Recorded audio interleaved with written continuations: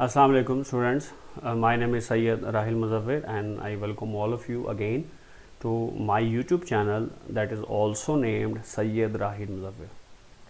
So cell biology का topic हमने start किया था यूनिट और इसको हमने 3 पार्ट्स में डिवाइड किया है। पहले लेक्चर में हमने माइक्रोस्कोपी और कंपैरिजन पढ़े between an animal and plant cell and prokaryotic and eukaryotic cell.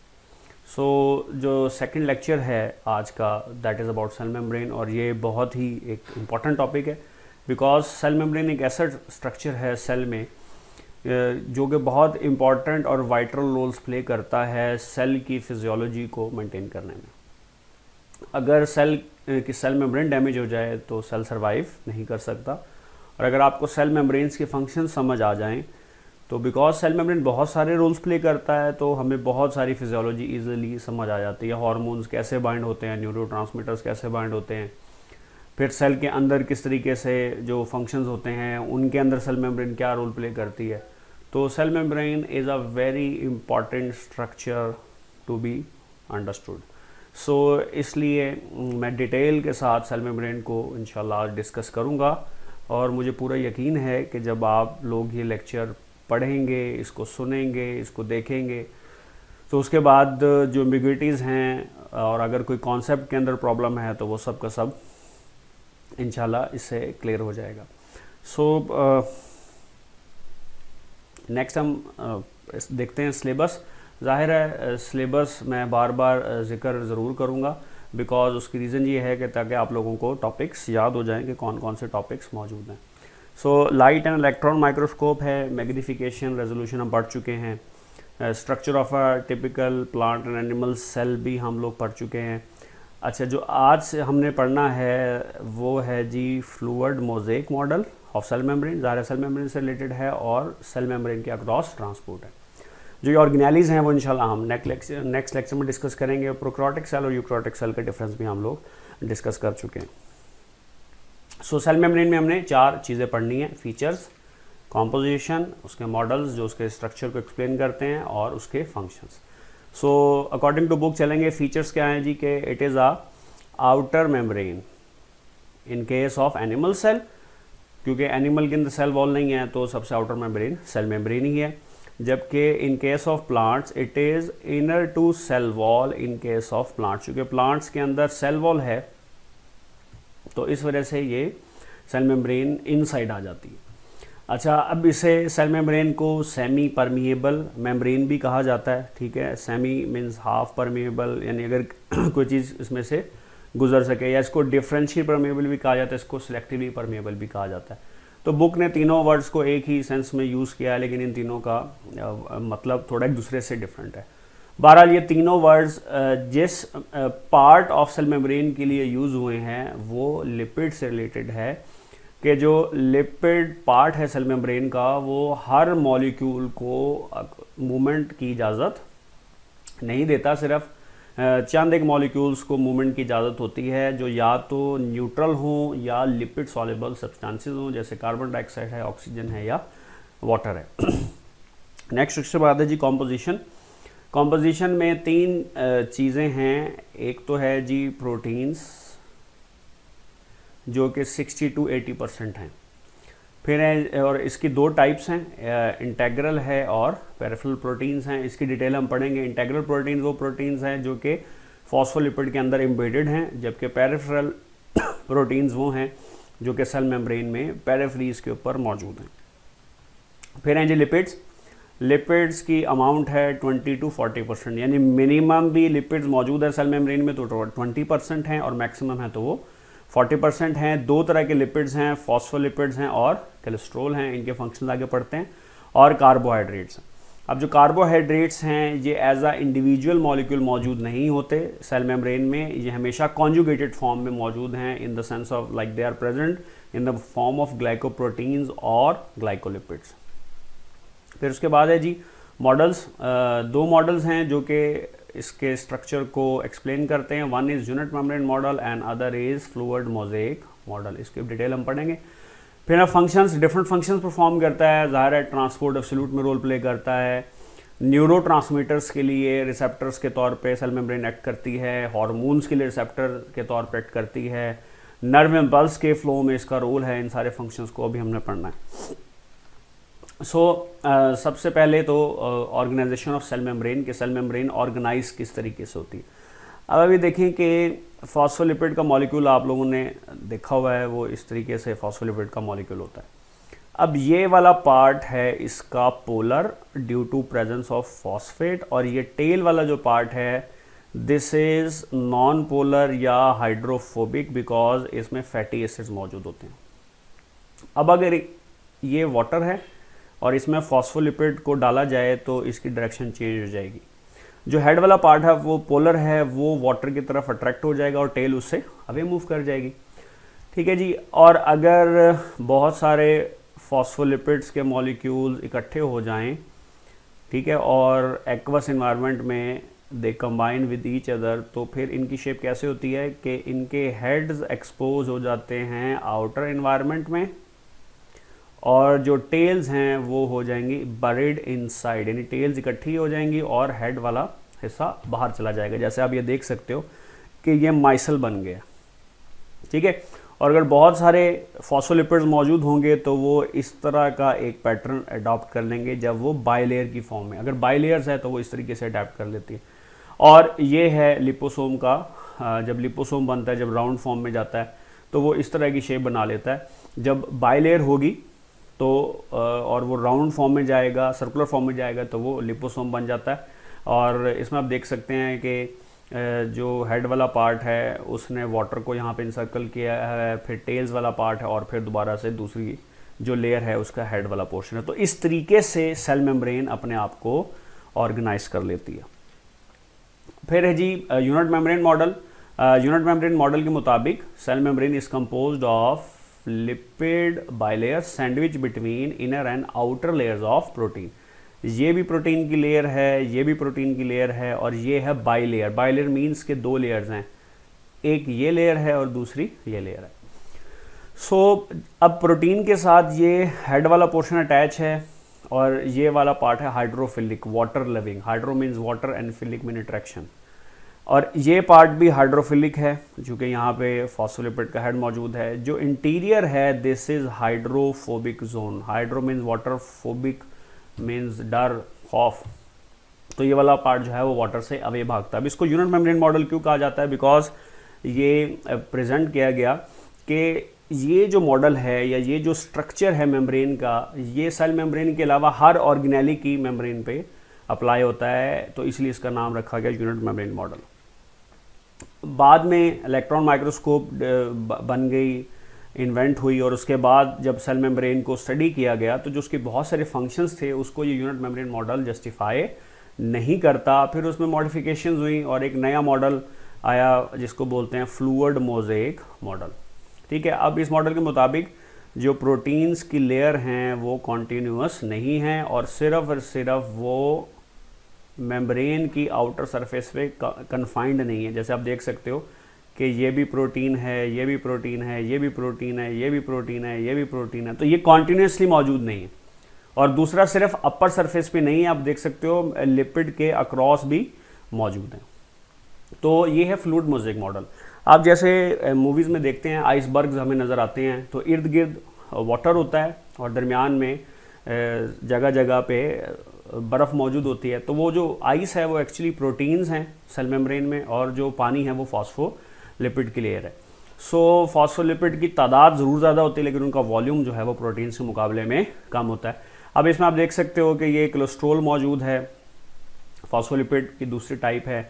ये साइटोस्केलेटन के फाइबर्स हैं सेल के बाहर, और ये ग्लाइकोप्रोटीन्स और ग्लाइकोलिपिड्स हैं जो कि एक्ट करते हैं as a receptor for neurotransmitters and different hormones. ये एक 3D स्ट्रक्चर है सेल मेम्ब्रेन के लिए, और इसमें फ्लूइड मोज़ेक मॉडल को एक्सप्लेन किया गया। फिर प्रोटीन्स दो तरह की हमने पढ़ी, इंटेग्रल और पेरिफेरल। इंटेग्रल वो है जो कि दरमियान में मौजूद है, जैसे हम ये कोशिश करता हूँ मैं यहाँ बनाने की, कि देखें ये फॉस्फोलिपिड की एक ये बाइलेयर मौजूद है, तो ये प्रोटीन ऐसे मौजूद होगी, तो दिस इज़ इंटेग्रल प्रोटीन। ठीक है, क्योंकि ये सेंटर के अंदर मौजूद है। इंटेग्रल पार्ट कहते हैं जो बहुत ज़रूरी हिस्सा हो जिसके बगैर वो चीज़ मुकम्मल ना हो सके। So integral proteins these are trans membrane proteins. आप देख सकते हो कि एक मेम्ब्रेन के एक साइड से शुरू हो रही है, दूसरे साइड तक आ रही है। फिर इसकी दो टाइप्स हैं, one is channel protein and other is carrier protein. Channel proteins are gated, यानी गेट की तरह की होती हैं और ये पैसिव ट्रांसपोर्ट को अलाउ करती हैं, ऑस्मोसिस को अलाउ करती हैं। कैरियर प्रोटीन्स जो हैं वो स्पेशल प्रोटीन्स हैं जो कि एक मॉलिक्यूल को कैरी करती हैं अक्रॉस द मेम्ब्रेन और ये फैसिलिटेड डिफ्यूजन को अलाउ करती हैं। इसके अलावा ये एक्टिव ट्रांसपोर्ट में भी रोल प्ले करती हैं। फिर पेरिफेरल प्रोटीन्स लिपिड के सरफेस से इंटरेक्ट करती हैं, ज़ाहिर है वो बिल्कुल साइड के ऊपर मौजूद होती हैं, पेरिफेरी पे मौजूद होती हैं। एक एग्जांपल है साइटोक्रोम सी।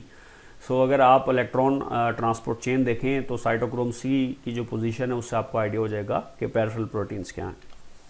सो ये एक स्ट्रक्चर आप देख सकते हो कि ये एक्चुअली एक चैनल प्रोटीन है और ये एक कैरियर प्रोटीन है। चैनल प्रोटीन एक चैनल यानी कि रास्ता प्रोवाइड करती है मॉलिक्यूल की मूवमेंट के लिए, और जो कैरियर प्रोटीन है ये पिंग पोंग है, यानी कि यहाँ से चीज़ को कैरी करेगी, अपनी पोजीशन को चेंज करेगी, शेप को चेंज करेगी और मॉलिक्यूल को यहाँ ले आएगी। और ये दोनों इंटेग्रल प्रोटीन्स की टाइप्स है। फिर एक पेरिफेरल प्रोटीन आप देख सकते हो कि ये फॉस्फोलिपिड के एंड के ऊपर मौजूद है, ठीक है जी। फिर ये एक मज़ीद बेहतर डायग्राम है कैरियर और चैनल प्रोटीन की। चैनल प्रोटीन का आप देखें कि जस्ट इसने क्या किया है, चैनल प्रोवाइड कर दिया और मॉलिक्यूल इधर से इधर मूव कर गया है सेल मेम्ब्रेन में।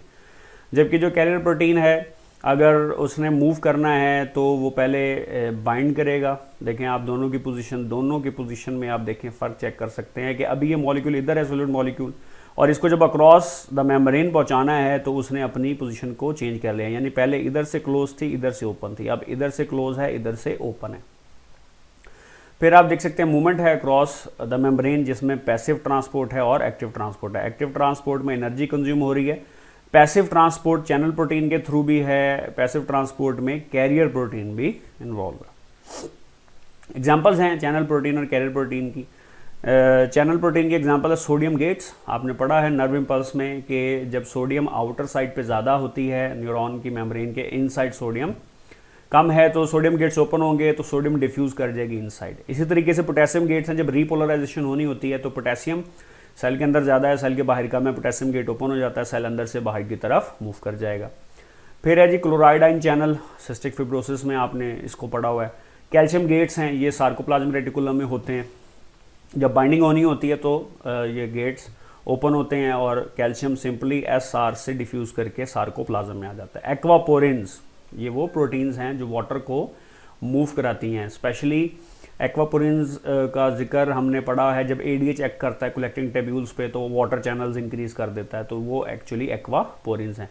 एसिटाइलकोलिन रिसेप्टर्स हैं, हमने पढ़ा हुआ है नर्व इम्पल्स के अंदर के एसिटाइलकोलिन एक न्यूरोट्रांसमीटर है जो कि न्यूरोमस्कुलर जंक्शन को क्रॉस करके बाइंड करता है मेम्ब्रेन के साथ, तो वो है। ATP सिंथेज है, ATP बनाने में जो रोल प्ले करता है। ATP सिंथेज आपने माइटोकॉन्ड्रिया में पढ़ा है, क्लोरोप्लास्ट में पढ़ा हुआ है। इसी तरीके से साइटोक्रोम कॉम्प्लेक्स है जो कि हम पढ़ चुके हैं फोटोसिंथेटिक प्रोसेसेस के अंदर, तो ये भी मूव करने की इजाज़त देता है प्रोटॉन्स को।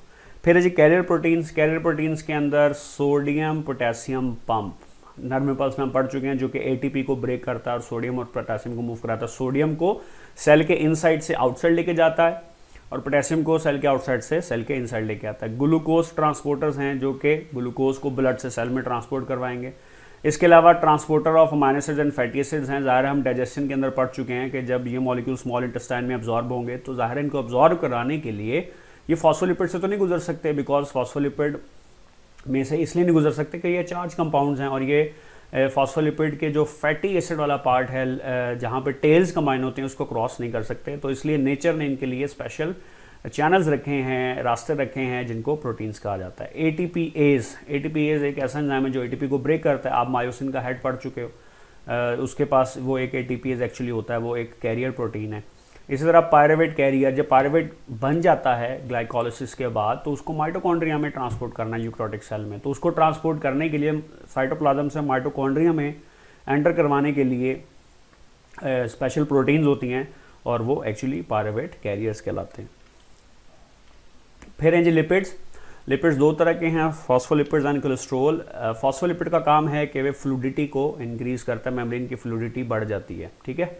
और जाहिर है ये बनाता है mostly hydrophobic part of membrane. जो कोलेस्ट्रॉल है वो फ्लूडिटी को डिक्रीज करता है। प्रोकैरियोटिक सेल मेम्ब्रेन में चूंकि स्टीरोल कोलेस्ट्रॉल नहीं होता इसलिए उसमें फ्लूडिटी भी ज़्यादा होती है। फिर हैं जी कार्बोहाइड्रेट्स। कार्बोहाइड्रेट्स टू फॉर्म्स में हैं, कॉन्जुगेटेड फॉर्म में glycoproteins and glycolipids. So conjugated molecule में जिस मॉलिक्यूल की कॉन्सेंट्रेशन कम होती है उसको नाम में पहले लिखा जाता है, जैसे ग्लाइकोप्रोटीन, तो इट मीन्स कि इसमें प्रोटीन ज़्यादा हैं और कार्बोहाइड्रेट्स इसमें कम हैं। ये करते हैं जी रिसेप्टर्स फॉर न्यूरोट्रांसमीटर्स हम पढ़ चुके, और रिसेप्टर्स फॉर डिफरेंट हार्मोन्स। जैसे आप देख सकते हो अगेन ये 3D स्ट्रक्चर है फ्लूइड मोज़ेक मॉडल के मुताबिक, जिसमें स्टीरोल्स मौजूद हैं, जिसमें ग्लाइकोलिपिड्स मौजूद हैं, इसी तरीके से इंटेग्रल प्रोटीन्स हैं, पेरिफेरल प्रोटीन्स हैं, ये और लिपिड बायलेयर इसके अंदर शो की गई है। अब ये ओवरऑल ट्रांसपोर्ट का व्यू है। ये देखो ये सिंपली डिफ्यूजन हो रही है और सल्यूट आउटसाइड से इनसाइड मूव कर रहा है। यहाँ पे फैसिलिटेड डिफ्यूजन हो रही है, जहाँ पर प्रोटीन अपनी शेप को चेंज करके सल्यूट को आउटसाइड से इनसाइड लेके आ रही है। इधर एक्टिव ट्रांसपोर्ट हो रही है, ठीक है, प्राइमरी एक्टिव ट्रांसपोर्ट है, अभी हम इसको पढ़ेंगे। इसमें एटीपी कंज्यूम हो रही है, सल्यूट आउटसाइड से इनसाइड आ रहा है। यहाँ पर एक और एक्टिव ट्रांसपोर्ट की टाइप हो रही है जिसे हम सेकेंडरी एक्टिव ट्रांसपोर्ट कहते हैं। एक्चुअली उसमें एटीपी यूज़ नहीं होती, उसमें किसी एक मॉलिक्यूल को, मतलब ये आयन आउटसाइड से इनसाइड मूव कर रहा है, इसकी एनर्जी को यूज़ करते हुए सल्यूट को आउटसाइड से इनसाइड ले जाएंगे, ये सेकेंडरी एक्टिव ट्रांसपोर्ट में आ जाता है। फिर ये आयन चैनल है जो कि आयन को मूव करा रहा है। तो ये ओवरऑल ट्रांसपोर्ट का ओवर व्यू है। फिर है जी ट्रांसपोर्टेशन। अब उसके फंक्शंस पे आ जाते हैं, जो कि असल फंक्शन है पैसिव ट्रांसपोर्ट। पैसिव ट्रांसपोर्ट को हम तीन तरीके से एक्सप्लेन कर सकते हैं। Movement of molecules from area of higher concentration to area of lower concentration, fair enough. Secondly हम इसको कह सकते हैं movement of molecules along concentration gradient. अब ये इससे क्या मुराद है कि ये मॉलिक्यूल्स एक जगह पे ज़्यादा हैं और इस जगह पे ये मॉलिक्यूल कम है। ये है जी ए पोजीशन, ये है बी पोजीशन। अब इस मॉलिक्यूल के इन दो पॉइंट्स के दरमियान बन गया है कॉन्सेंट्रेशन ग्रेडियंट, कॉन्सेंट्रेशन का डिफरेंस। तो मॉलिक्यूल्स अब मूव करेंगे from area of higher concentration to area of lower concentration. इसको बोलते हैं movement of molecules along concentration gradient. फिर इसके अलावा तीसरी टर्म इसके लिए यूज करते हैं डाउन हिल मूवमेंट, यानी कि अगर आपने किसी चीज़ को ऊपर से लेकर नीचे फेंकना है, पहाड़ी से नीचे फेंकना है, तो आपको एनर्जी उसमें नहीं लगानी पड़ेगी, वो अपनी खुद ऑटोमेटिकली नीचे आना शुरू हो जाएगा। और इसमें एटीपी यूज नहीं होती। टाइप्स हैं जी तीन, डिफ्यूजन है, ऑस्मोसिस है, फैसिलिटेड डिफ्यूजन है, इसको पढ़ते हैं। Active transport. एक्टिव ट्रांसपोर्ट को भी तीन तरीकों से एक्सप्लेन करते हैं। Movement of molecules from area of lower concentration to area of higher concentration. जैसे अब ये मॉलिक्यूल की तादाद एक जगह पे ज़्यादा है और एक जगह पे कम है, ये पॉइंट ए है, ये पॉइंट बी है, फिर भी मॉलिक्यूल इधर से कम कॉन्सेंट्रेशन से ज़्यादा कॉन्सेंट्रेशन की तरफ जा रहा है। So this is active transport. और जाहिर है इस मूवमेंट को बोलते हैं मूवमेंट अगेंस्ट कॉन्सेंट्रेशन ग्रेडियंट, ठीक है। और इसको बोलते हैं अप हिल मूवमेंट। जैसे आपने किसी चीज़ को उठा के सीढ़ियों से ऊपर लेके जाना हो तो आपको ज़्यादा एनर्जी लगती है, या किसी चीज़ को आपने उठा के पहाड़ के नीचे से उसकी चोटी भी लेके जाना हो, so you have to provide the energy. और इसमें एटीपी कंज्यूम होती है। इसकी दो टाइप्स हैं, डायरेक्ट एक्टिव ट्रांसपोर्ट और इनडायरेक्ट एक्टिव ट्रांसपोर्ट, हम पहले जिक्र कर चुके हैं। फिर जी डिफ्यूजन। डिफ्यूजन क्या है जी? Movement of solid molecules from area of higher concentration to area of lower concentration. ये सिंपल ये डायग्राम है। इसकी एग्जांपल क्या है? जब गैसेस एक्सचेंज में गैस एक्सचेंज होता है, जब आप इनहेल करते हैं तो इनहेल्ड एयर के अंदर ऑक्सीजन ज़्यादा होती है, कार्बन डाइऑक्साइड कम होती है। ब्लड में उस वक्त ऑक्सीजन कम होती है, कार्बन डाइऑक्साइड ज़्यादा होती है। तो ऑक्सीजन लंग्स में से ब्लड में चली जाती है, कार्बन डाइऑक्साइड ब्लड में से लंग्स में आ जाता है। फिर है जी absorption of food in small intestine. ज़्यादातर इसमें डिफ्यूजन होती है, मॉलिक्यूल्स फूड के स्मॉल इंटेस्टाइन में एब्जॉर्ब होते हैं। फिर है जी जब डायलिसिस होता है तो यूरिया के जो मूवमेंट है ब्लड से डायलिसिस फ्लूइड में आना, तो वो भी डिफ्यूजन का ही प्रोसेस है। फिर इसके अलावा किडनी में जब रीअब्जॉर्प्शन का प्रोसेस होता है प्रॉक्सिमल कॉन्वोल्यूटेड ट्यूब्यूल पे, तो उसमें ग्लूकोज और अमीनो एसिड्स रीअब्जॉर्ब होते हैं। फिर है जी movement of sodium and potassium ions during depolarization and repolarization. यानी डीपोलराइजेशन जब नर्व इम्पल्स स्टार्ट होनी होती है तो सोडियम की मूवमेंट, सोडियम आउटसाइड से इनसाइड आता है, और जब रीपोलराइजेशन होती है तो पोटेशियम की मूवमेंट है, पोटेशियम इनसाइड से आउटसाइड चला जाता है। फिर osmosis. Osmosis is movement of water molecules from area of higher water potential to area of lower water potential through a semi-permeable membrane. So अब ये देख सकते हो कि ये सेमी परमिएबल मेम्ब्रेन है. So यहाँ पे सोल्यूट कॉन्सेंट्रेशन कम है, वाटर कॉन्सेंट्रेशन ज़्यादा है. इधर सोल्यूट कॉन्सेंट्रेशन ज़्यादा है, वाटर कॉन्सेंट्रेशन कम है. तो इधर वाटर पोटेंशियल ज़्यादा, इधर वाटर पोटेंशियल कम. तो water will move from here to here. तो इस आप डायग्राम में देख सकते हैं कि पहले यहाँ पे वाटर लेवल एक जैसा था, लेकिन जब ऑस्मोसिस हुई तो इस साइड पे जहाँ पे वाटर पोटेंशियल कम था, अब पानी मूव करके इधर आ गया. तो यहाँ पे इसका साइज इंक्रीज हो गया. तो this is known as osmosis. Example क्या है कि जब एक्सपायरेशन आप करते हो, सांस बाहर निकालते हो, तो वाटर रिमूव होता है, लंग्स में आता है ब्लड से और फिर लंग्स के थ्रू बॉडी से बाहर आ जाता है. तो वो वाटर ऑस्मोसिस के थ्रू मूव करता है. फिर स्मॉल इंटेस्टाइन में जो फूड के साथ वाटर एब्जॉर्ब होता है वो भी ऑस्मोसिस के थ्रू ही होता है. फिर जो रीअब्जॉर्प्शन होती है पूरे नेफ्रॉन की लेंथ के ऊपर वाटर की, वो भी ऑस्मोसिस के थ्रू ही है. फिर है जी फैसिलिटेड डिफ्यूजन, यानी ऐसी डिफ्यूजन जिसमें फैसिलिटेट किया जाए, हेल्प आउट किया जाए. सो इसमें मूवमेंट ऑफ सोल्यूट मॉलिक्यूल है from area of higher concentration to area of lower concentration with the help of carrier proteins. इसमें एग्जांपल है ग्लूकोज की मॉलिक्यूल की मूवमेंट है बाय ग्लूकोज ट्रांसपोर्टर, आप ये देख सकते हो. ठीक है, नेक्स्ट है जी, फिर हम सिर्फ एक ही टाइप पढ़ेंगे, direct active transport. Type of active transport that usage ATP energy for movement of molecules. अब ये देख सकते हो कि ये एटीपी को ब्रेक किया जा रहा है और सोडियम को भेजा जा रहा है इस साइड पे और पोटेशियम को भेजा जा रहा है इस साइड पे, यानी दोनों की जो मूवमेंट है वो एक दूसरे के अक्रॉस है. अब सोडियम और पोटेशियम की जो मूवमेंट है किसके थ्रू, सोडियम पोटेशियम पंप के थ्रू ड्यूरिंग रीपोलराइजेशन, ये है डायरेक्ट एक्टिव ट्रांसपोर्ट. इसी तरीके से काउंटर करंट मल्टीप्लायर जब होता है तो उसमें एल्डोस्टेरोन बाइंड करता है आकर असेंडिंग लूप ऑफ हेनले पे, वहाँ पर वो बाइंड करता है सोडियम पोटेशियम पंप से. सो पोटेशियम को किडनी से निकाल के असेंडिंग लूप में लाया जाता है और असेंडिंग लूप के फिल्ट्रेट से सोडियम को वापस भेजा जाता है किडनी के इंटरस्टिशियम में. फिर जब बल्क ट्रांसपोर्ट दो तरह की, एंडोसाइटोसिस एंड एक्सोसाइटोसिस. एंडोसाइटोसिस की दो टाइप्स हैं, एक है फैगोसाइटोसिस और दूसरी है pinocytosis. So endocytosis, it is a combination of two words. Endo means inside, cytosis comes from a process that is going to happen inside the cell. So take in of material by enfoldings in form of vacuoles. दो types हैं, phagocytosis and pinocytosis. Phagocytosis का मतलब है कि अगर solid material infoldings की form में enter हो रही हो तो ये वैक्यूल की फॉर्म में एंटर होंगी, तो ये फैगोसाइटोसिस. एग्जांपल है कि जब मैक्रोफेज किसी बैक्टीरिया को किल करता है तो उसे इनगल्फ करता है, ये प्रोसेस फैगोसाइटोसिस कहलाता है. या अमीबा फूड को इनटेक करता है, जैसे चैप्टर 12 में हमने पढ़ा, ये फैगोसाइटोसिस है. पिनोसाइटोसिस क्या है कि आप लिक्विड मटेरियल का इनटेक करें, और एग्जांपल क्या है कि गट में जो माइक्रोविलाए हैं वो जब फूड को एब्जॉर्ब करते हैं तो वो पिनोसाइटोसिस के थ्रू करते हैं. फिर है जी, ये एग्जांपल है, आप पिनोसाइटोसिस को देख सकते हैं कि ये एक्स्ट्रा सेलुलर फ्लूइड है जिसके अंदर ये मटेरियल मौजूद है. ये मटेरियल वैक्यूल की फॉर्म में इनसाइड आ रहा है और फिर ये इनसाइड मूव इन कर जाएगा.